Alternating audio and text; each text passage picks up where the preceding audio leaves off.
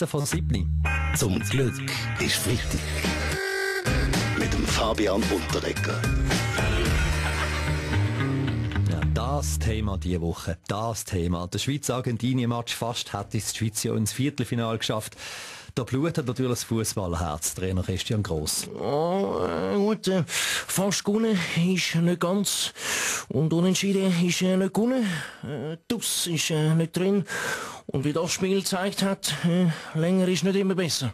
Wir sind uns aber einige tolle Mannschaft in der Schweiz, auch wenn die Nazi-Spieler jetzt schon wieder daheim sind, oder Nationalrat Christoph Mörgel? Ja, wenn es doch nur wirklich heim wären. Aber sie sind alle wieder in die Schweiz gekommen, verstehen Sie? Das ist der Unterschied eben. Trotz dem Ausscheiden die Euphorie für die Schweizer Nationalmannschaft ist ungebrochen. Wie erklärt sich das, Weltwochenchef Roger Köppel?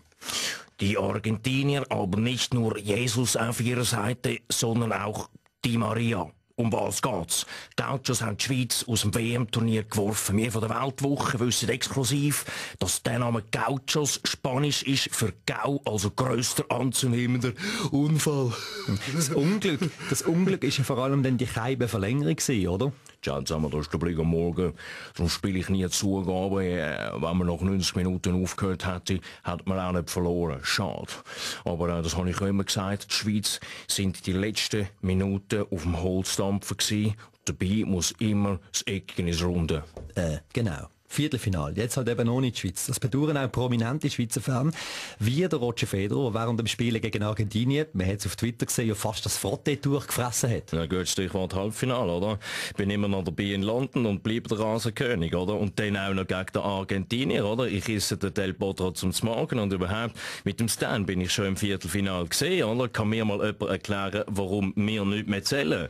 Fußball ist nicht Tennis. Oder umgekehrt. Das sieht auch der SRF-Fußballexperte Hans-Peter Latour so. Ja, los jetzt, Roger, oder gell? Die Giere seid einfach zu wenig, weil ihr seid halt oben 2 und nicht 11.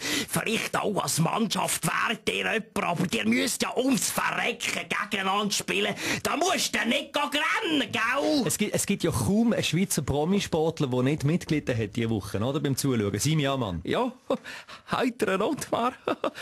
Für mich ist schon immer klar gewesen, dass wir Schweizer etwas am besten können. Der Abflug. Zum Glück ist Freitag.